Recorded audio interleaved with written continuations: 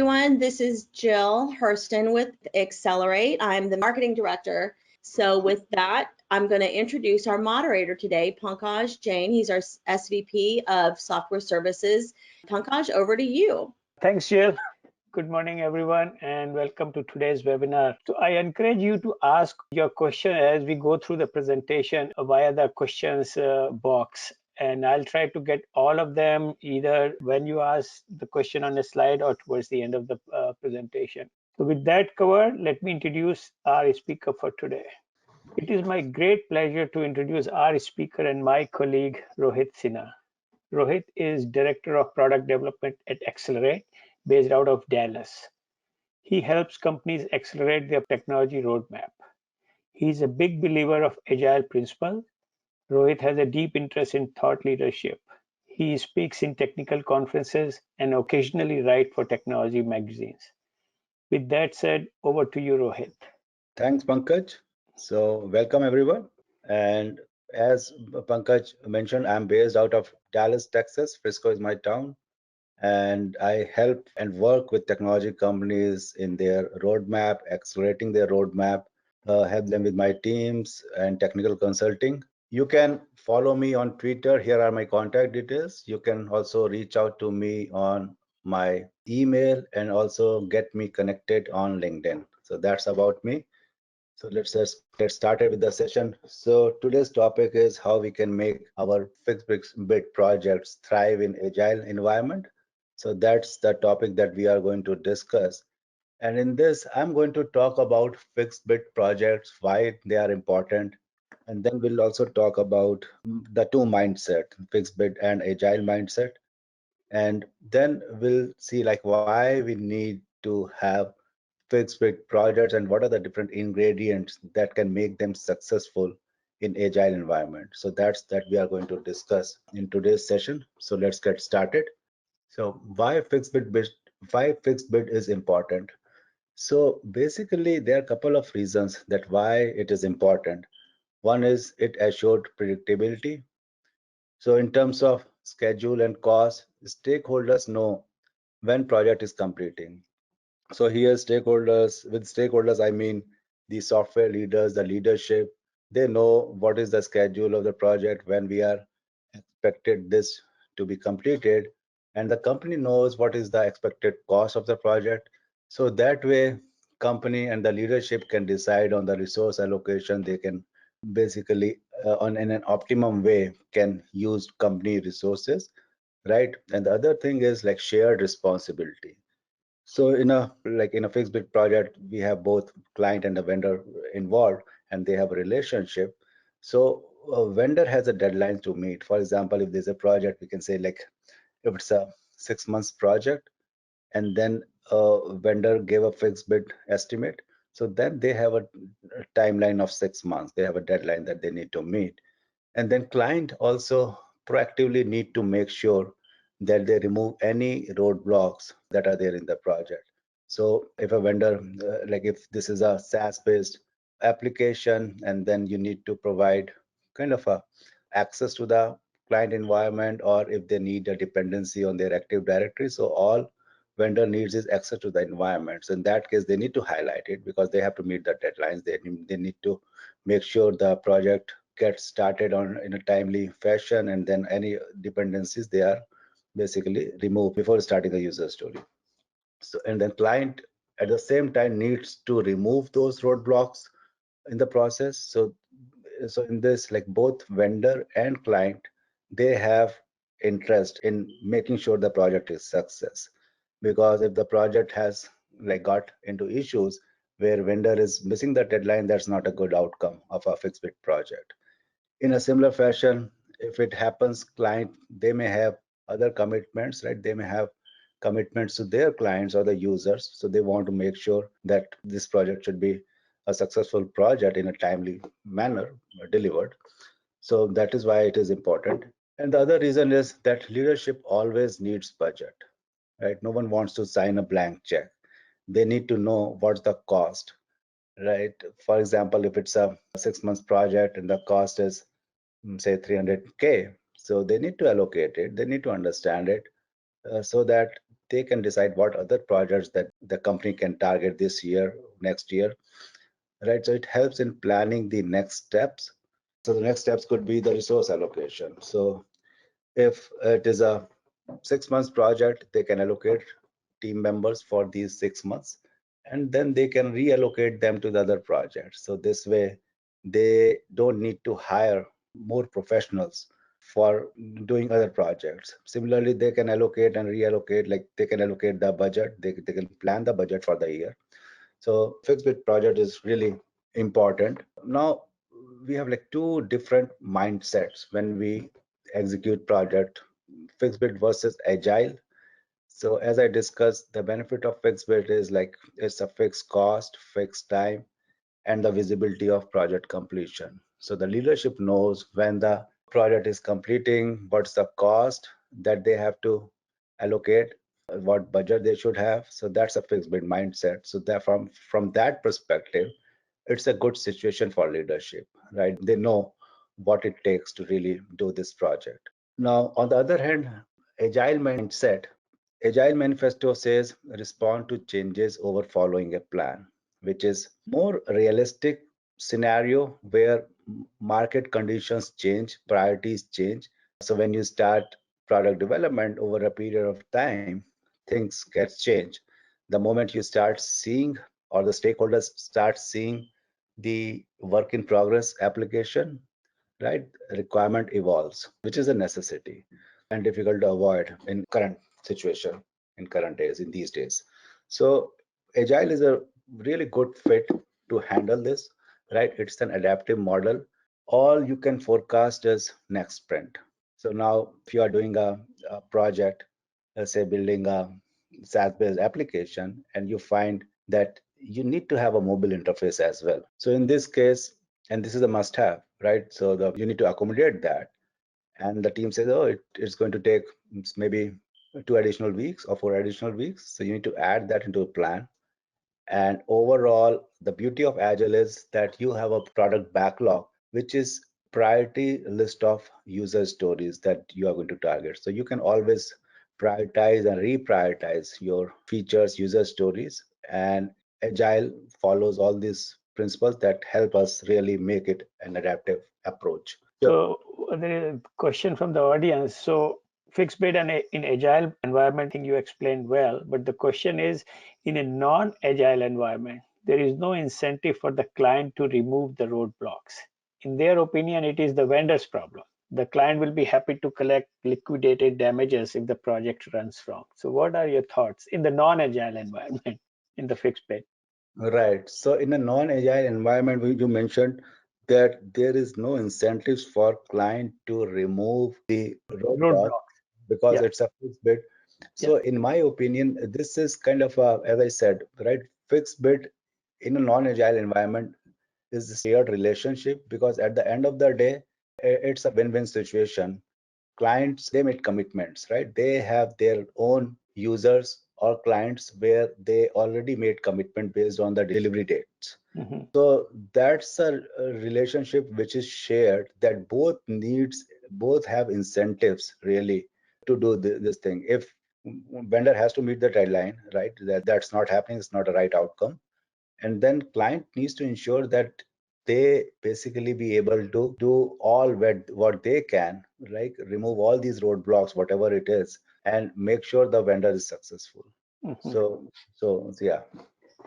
Another question I have is coming from the audience as well. Like in your experience and opinion, in the agile environment, which mindset is a good fixed bid versus TNM model, time and material model, basically in the agile? What's your Right. experience been? So in my opinion, like fixed, like if you just consider a fixed bid project, so for leadership, it's always a good situation to have. They like fixed bid, they want to know ahead of time, like what's the cost, what's the time, what resources.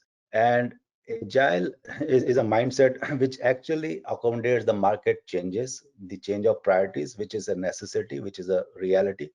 So agile mindset is a good mindset. It's a very collaborative approach, both for the vendor, meaning the development teams and the clients who are working on it, like they feel energetic when they see the work in progress application.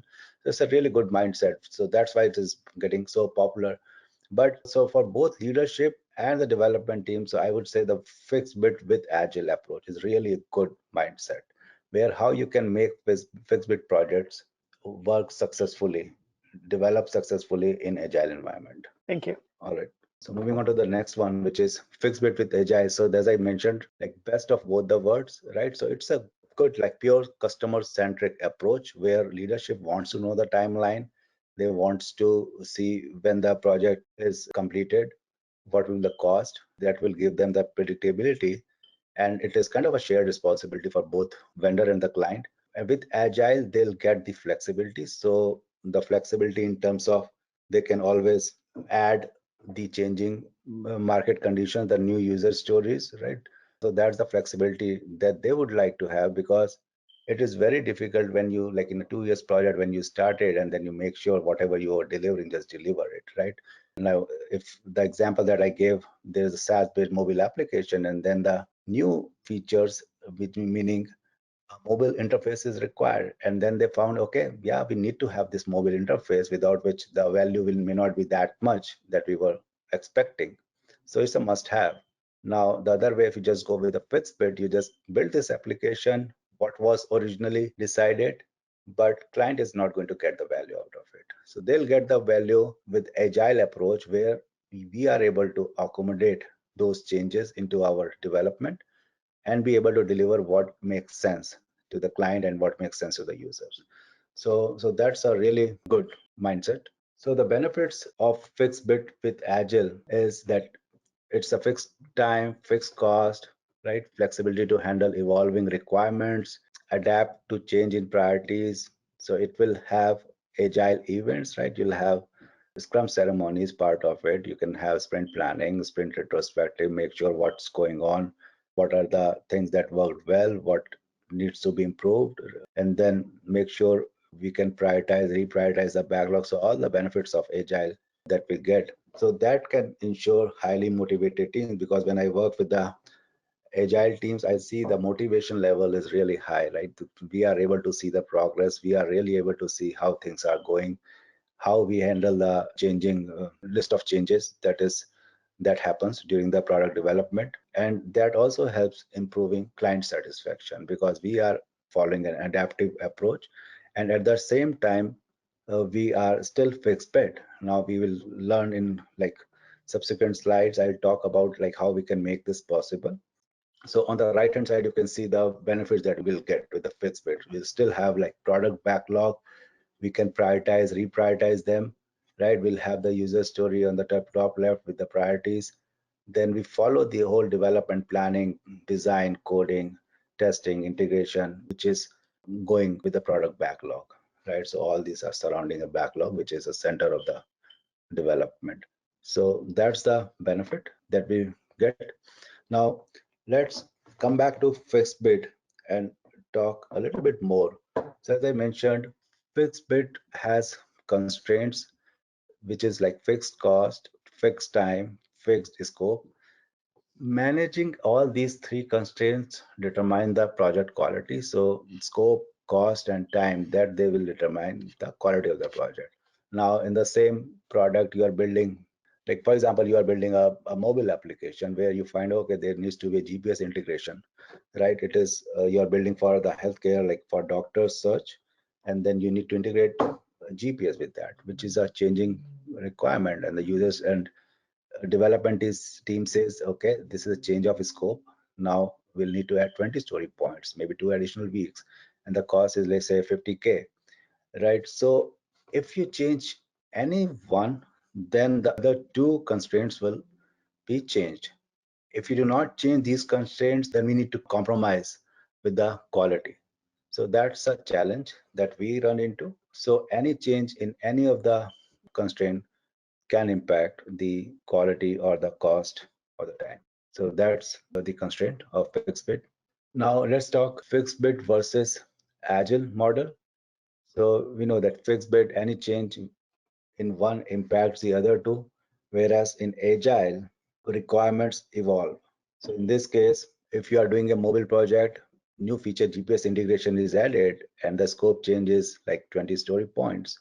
So you can add 2 additional weeks to it, right? So that way you can still be making progress. You are adapting to the change requirements.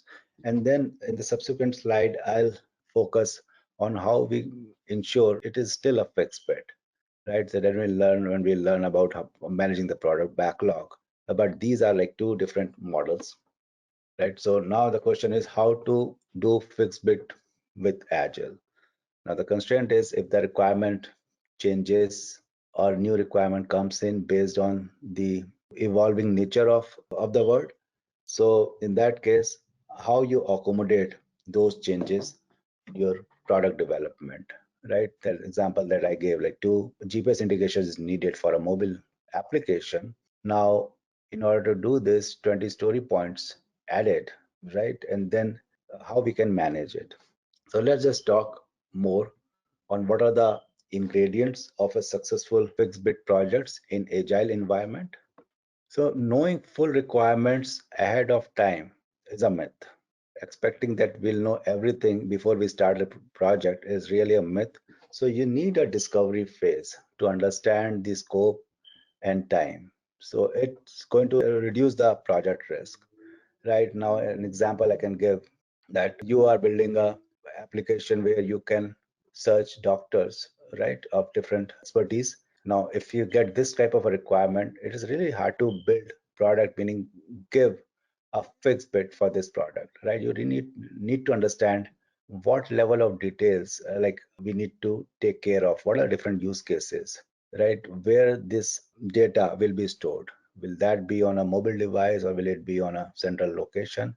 Do we need to encrypt the data? What about the PII, right? Personally identifiable information. And then we, in case of cloud integration, like what we should be doing, should we integrate with the cloud? If we are integrating, like should it be AWS, Azure, or GCP?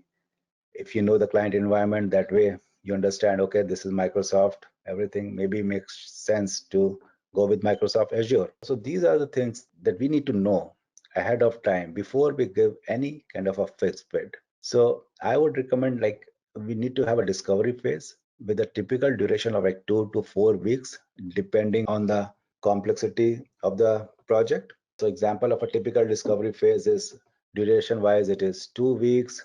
The concrete outcomes of discovery would be project estimates. These are the fixed estimates that will give backlog, right? Kind of sprint plan in at a high level. You don't have to give all everything, like just at a high level, what is the product backlog, how many sprints you'll have, cost in dollars, and if needed, carve out a POC.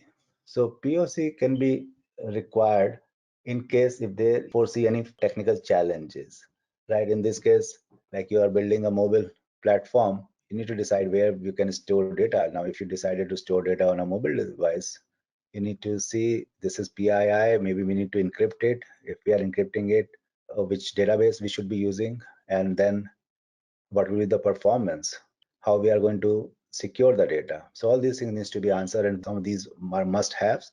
So you need to make sure before we are giving a fixed bid, make sure we address these technical challenges so we can carve out a POC, a proof of concept phase. Right. Yeah. If I may interrupt, Rohit, a couple of questions coming from the audience. One of the question is what type of projects need discovery phase? And I think what they are looking, is there a complexity that will require discovery phase? So can you talk a little bit more about that?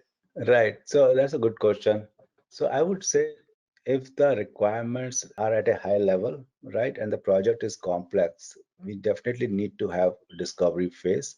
And if we are giving a fixed bid, then it's a must have, I think, to have a discovery phase, because we want to make sure that we have access to the client environment. We understand the complexity, right? We understand what use cases needs to be done. And then we have a good understanding the overall expectation, right? If there are any non-functional needs, we need to understand it. So that way, I would say discovery is really a good thing that we should have with most of the projects. If the requirements are really crystal clear, everything is drilled out, and you already are aware of the environment, the development environment, the challenges, then maybe you can write, you can just give the estimate. But I would highly recommend discovery phase to be part of. your estimates, and it should be a paid discovery phase if you are So working for basically, you are saying is like if everything is clear, at least you should still have the duration of discovery could be 1 week or whatever, just to give the uh, thing. right, But if it is not clear, then you can stretch to 2 to 4 weeks or something like that. That's a right, good. especially when we are giving a fixed bid. Sounds good.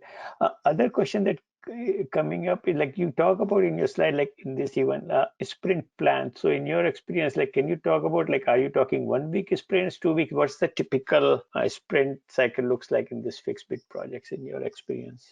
So like typically it's like 2 to 3 weeks. Like 2 weeks is normal. We should Okay. go with typical like 2 weeks sprint, Okay. which is normal. It's a good size for a small team of like 5 to 7 Okay. professionals. Yeah.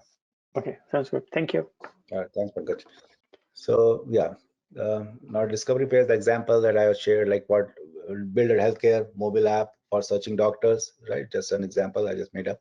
What devices it should support, iOS, Android, where the PII data will be stored. What about the security? Do we need to secure the data? Do we need to follow some encryption? And then like two-factor authentication, all these things comes into play. What are the different use cases, which cloud provider, AWS, Azure, GCP. So all that we need to take care. So that's why we need a discovery phase. Now the outcome of a discovery phase, it should be something like this at a high level, right? You should have the project cost and the timeline provided as an outcome, right? And then product backlog with the priorities at a high level, so that we understand, okay, these are the list of items we are targeting, this is the duration, this will be the cost, right? So we are giving the range estimates of 5 to 6 months. With a US based team, very explicit, right? Always provide the estimates and be explicit, provide assumptions and disclaimers. Estimated cost 300 to 350K. I think that's a good, like good thing is all provide range estimate. Range and estimates are always good. It takes care of some of the unknowns, which are still will figure out when you are doing the development. Now let's talk a little bit more on the proof of concept. So it should include a high risk technical use case of the project. So as I discussed, right, if you are storing a data on the mobile, you need to, and you have to encrypt it, right? You need to understand what challenges you may come across when you do the development. So if your team is finding a little challenging or some of the things which are not known, maybe do a proof of concept on this. Similarly, for another example could be a AI, ML, or a natural language processing NLP application, right? You think that you need to automate a use case. You think NLP could be a good solution. There could be, but that's your hypothesis. But it won't hurt if you do a proof of concept, just to make sure what you thought or what your thought process was, it still holds true. So this is important. So it helps in making sure the project is technically feasible. Deliverables should include a reference architecture, and then revise the estimates if needed. So example that I just mentioned, right? Mobile application data needs to be securely stored on a device. On devices support iOS, Android. Data should be encrypted. Good performance needs, right? So these are the needs. So we need to make sure. Let's say do a proof of concept, making sure our hypothesis they holds true. Similarly, another example could be NLP solution, right? Need to automate a manual workflow. AI NLP can be a good solution. There can be other solutions too, like RPA maybe, but we want to make sure that what we are targeting makes sense. Don't want any surprises in the end, right? When the project starts. So need a POC to validate. Can I interrupt with one of the questions are coming? Can you touch a little bit about like, do we need a POC for all fixed bid projects, or is there some projects? What's the criteria you decide to do? I know you explained, but do all projects, fixed bid projects, need POC? I don't think that we need in all fixed bid projects POC, right? If we have a discovery phase, and in the discovery we learned, yes, there are some technical challenges. So we should do a proof of concept. The example I shared, right? The mobile device where you need to store a database, but it depends on your team. If your team is all highly confident, yeah, you have done this many times. There's no challenge. You can just go straight away, start the project. But if you think there's a technical challenge, you want to make sure that you address it, and that can determine the product development route, what you're going to take, right? It could be this way or that way. So you should rather have this POC done. Okay, sounds. And generally, what's the typical POC a cycle looks like? Is it a couple of weeks, or what? Can you talk a little bit about that? Right. It could be like in my case, what I generally like 4 to 6 weeks. Okay. Right. Thank But you. again, it depends on the size of the project and the complexity, the nature of the project. But Sounds normally, in my case, like 4 to 6 weeks, I go with. And obviously, to be successful in the POC and discovery phase, both the phases, the client has to be pretty engaged as well to make this successful as Correct, well. correct. It's a very good point, Pankaj. Right, client has to be engaged, right, during the both the discovery and the POC. Discovery is very important because it's a very collaborative exercise where Okay, you understand and identify the use cases, the challenges. sounds good. Thank you. Okay, so this is a high level like outcome, right? A reference architecture. So I just painted here, like if you are, for example, in this case, building up a blockchain application using a Hyperledger as a blockchain for storing data, right? Building on top of AWS. So that's a kind of high level architecture. So similarly, you can give based on what you have done in the proof of concept phase, you can basically provide the reference architecture so that you don't have to reinvent the wheel, right? When you are start executing the project, you can always refer to it and then give revised estimates if needed. So at the end of POC, your POC was successful, you find it was successful, but when we develop it, it will take more time than what we estimated. So in that case, at that time, it could be other way around. You think, okay, now it's successful, it's very easy, it's not that hard. So maybe reduce the time, or maybe if you don't need to change anything, you just don't change. So that's another outcome of a POC phase. So this is the outcome that is desired. Now estimates. So when we give the estimates, it should be fixed bit provided scope is fixed. That is very important that the scope is fixed, right? It should include functional, non-functional needs, any security needs, any kind of a two-factor authentication or integration with Active Directory. If it is there, make sure these non-functional needs are part of your estimation. Third-party dependencies, you need to say integrate it with the third party. For example, you have an order management application. You want to integrate that your new application, proposed application with that. So make sure you integrate it. You consider that effort because it may need additional time. It may need another team to basically publish those APIs for you, right? You need some time on their calendars. You need to develop or rather integrate these APIs into your system. So need to make sure that we consider these things. Any specific compliances like HIPAA and all, always include. Provide assumptions. Now, if you are working like a SaaS-based browser-based application, make sure you provide assumptions if you are only targeting like say IE or Firefox, right? Include it that Chrome is not considered, only these two browsers considered. Same with the mobile device, right? What all you have considered, just put that in the assumptions, very clear and explicit. During the estimation cycle, it's good practice to involve your development team part of the estimation so they can do t-shirt sizing, planning poker or whatever, right? Provide story points, convert that into the estimates. Do an estimate walkthrough with the stakeholders. So make sure, so this is basically to ensure that all the requirements are covered, right? No disconnects, and also to ensure that all the stakeholders are on the same page. So it is very helpful if we do walkthrough of our estimates with the leadership or whoever is involved with you. Maybe you are working on a client project, so we just need to involve those folks in this exercise. Now, managing product backlog slash scope. So this is another important factor that helps managing fixed bit in agile environment. So in reality, as I mentioned, changes are inevitable. Market conditions, requirement changes during product development. So all we need to do is prioritize and reprioritize our product backlog. And that way manage change of scope. So if you are adding a new feature or a user story, we need to make sure that we remove a low priority feature or a user story of equal story points. And that is how we'll be able to ensure that effort still remains same, even though we have changed the requirements, we have changed the priorities. So ideally, we should add a provision to the contract that any new requirements user story can be swapped out for another equal size requirement slash user story.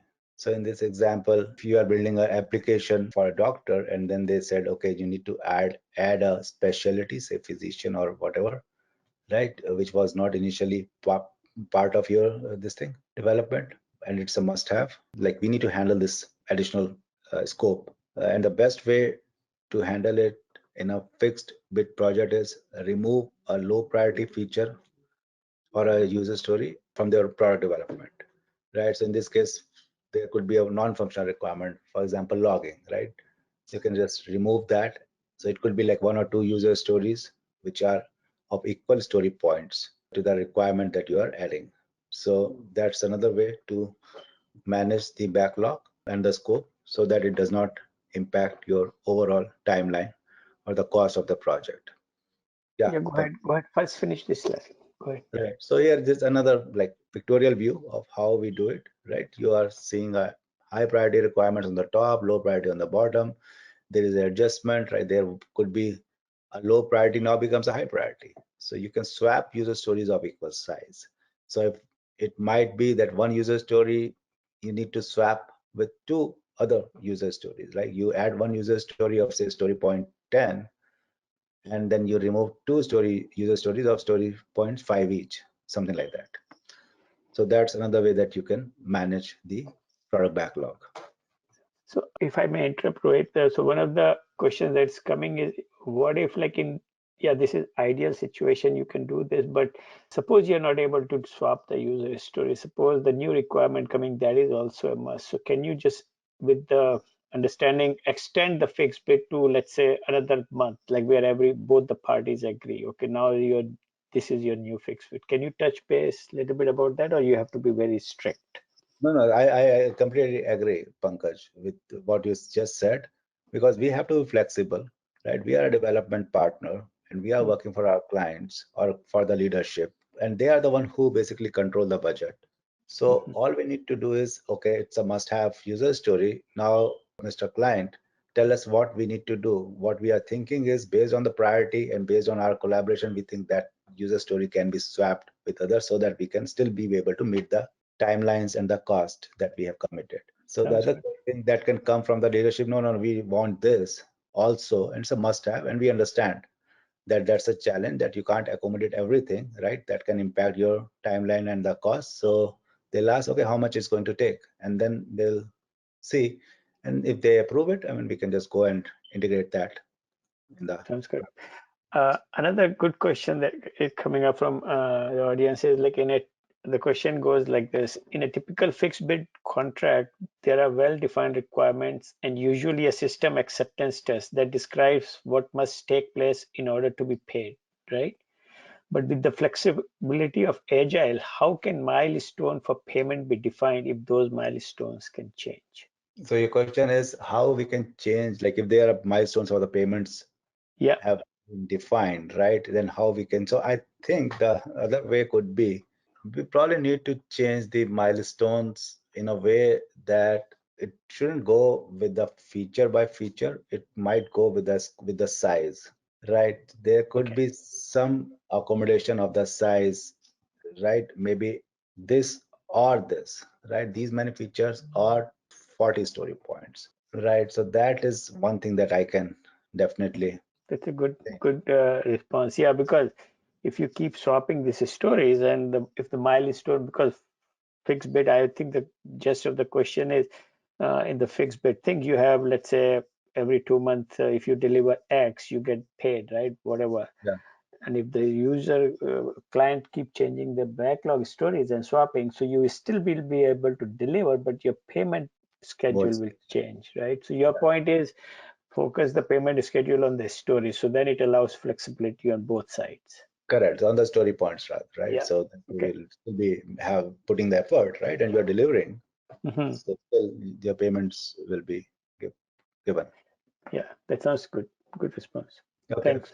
Now, agile with fixed bid, right? So that's the key change. And this is the core of the session, I think, where in a normal fixed bid, you have scope, time, and cost that maintains the quality. So here in the agile, you'll have size, time, and cost that maintains the quality. So you will be changing scope with size, right? As long as you are making sure the size remains same, there won't be any impact on time and the cost, and then you'll still be able to maintain the same level of quality that you were expected to do. So that's a important factor here. Now, Another important thing is like focus on sprint forecasting.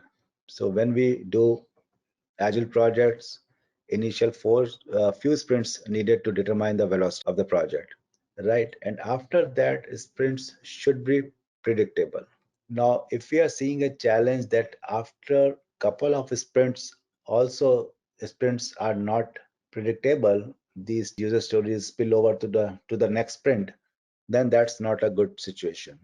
So we need to see what's going wrong, right? Are there any dependencies on these user stories, or are there any roadblocks? So there, Scrum Master play a good role. And then in the next slide, I'll talk about that a little bit more. Also, make sure Agile principles are followed.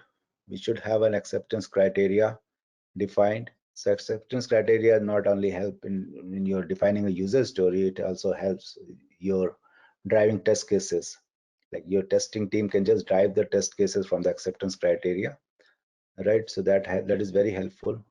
You follow events like sprint planning, retrospectives. It really helps make sure there are no blockers. If we have the retrospectives, right? What worked well, what needs improvement, what can we do to further improve the efficiency. Dependencies should be clearly highlighted. Any dependency, if you find, make sure we highlight it and follow some discipline. If you are using Jira, Agile, DevOps, or whatever, explicitly mention those dependencies and assign to those stakeholders who are responsible for it. Now, in a case, if you are building a user management, right? Now, your user management feature depends on development team getting access to the Active Directory environment, right? Just an example. So in this case, highlight it and assign to that person so that you'll know, okay, this user story is depending on this particular access, and then it can be assigned so that it will be proactively addressed. Now, Scrum Master is a very important role. Scrum Master needs to be assigned to the project, and he or she plays major role in managing sprints. So they can remove bottlenecks in the process, right? As I mentioned in the previous slide, if there's a dependency on an access environment, on a client environment, before they are working on a user story, they make sure that those things have been taken care of. Remove dependencies. Now, a developer is waiting for a user story to be completed before starting his or her work, so that they need to ensure. There can be another case, like in your definition of done, if it is listed that peer review needs to be done before you mark user story as done. So in that case, Scrum Master basically go to a peer developer who needs to review and ask for a 15 minutes or maybe a 1 hour or whatever, right? To review it, get it on his or her calendar and get it reviewed. So that way, user story can be marked as done. So it's no longer waiting. It's not spilling over to the next sprint. So it is very important. The Scrum Master role is really important for So, if I may interrupt, so basically what you are saying is for this done, so the acceptance criteria should be very well defined, as you mentioned, I think, Rohit, whether it's a peer review, code review, or is it like XYZ test passes or whatever, the acceptance criteria for each of these story point should be very well defined, right? Right. Okay. Transparency. So this is also an important ingredient in a successful project delivery with Agile. So always be transparent, like we need to be transparent with our leadership, with our clients about the project progress. We need to highlight risk early in the cycle. Now, risk can be of different types. It could be technical, right? As we said, if there are dependencies of the environment, we are not getting it, we need to highlight it. Project scope, if there's a scope creep or if there are additional features added and it's a must have, as Pankaj you just pointed out, we need to highlight it. Maybe we can, out of leadership can help us accommodating those in the fixed bid by adding additional timelines, right? External factors like resource unavailability, COVID. So these are other risks. So overall, this transparency helps building credibility with the leadership, and it goes in a long way. Help us, can help in course correction. So if we notify customers early and then collaboratively decide what the next steps are, right? If there's access permission issue or if there's people like not available, we have to see like how we can address these situations, right? If because of this COVID situation that we need to extend the timeline, so that way customer will know in advance, and that way they can reset the expectations to their stakeholders. And then manage stakeholders' expectations.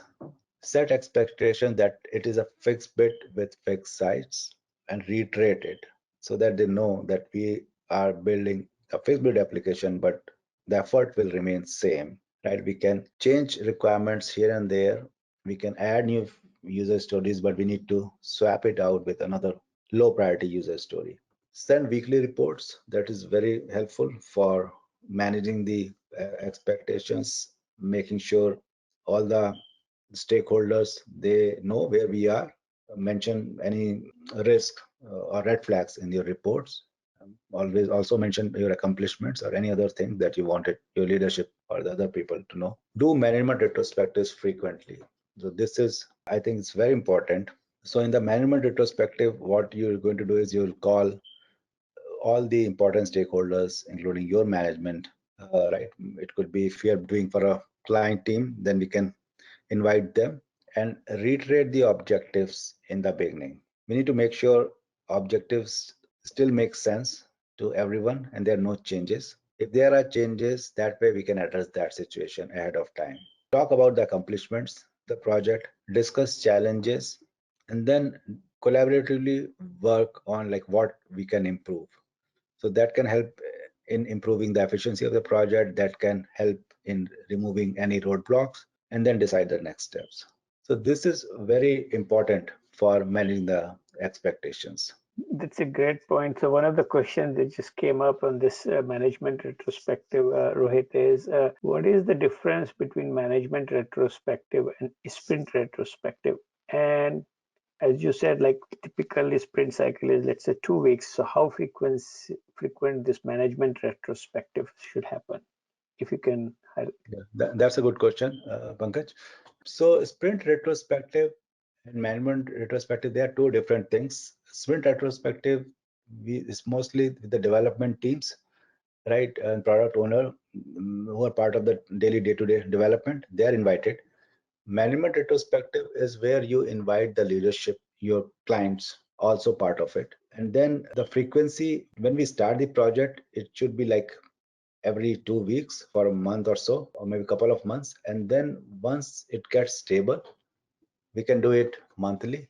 If it's a long-term project, you can also do it quarterly. But I would say monthly is a good thing in a normal project to do this management retrospective, just to make sure things are really going well. If there are any roadblocks, we can handle it.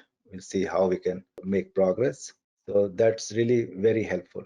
And basically, if we follow all these practices, it's really help in making sure our fixed bid projects are not just successful, but it also ensure that the teams are like highly motivated because of the agile principles and the environment.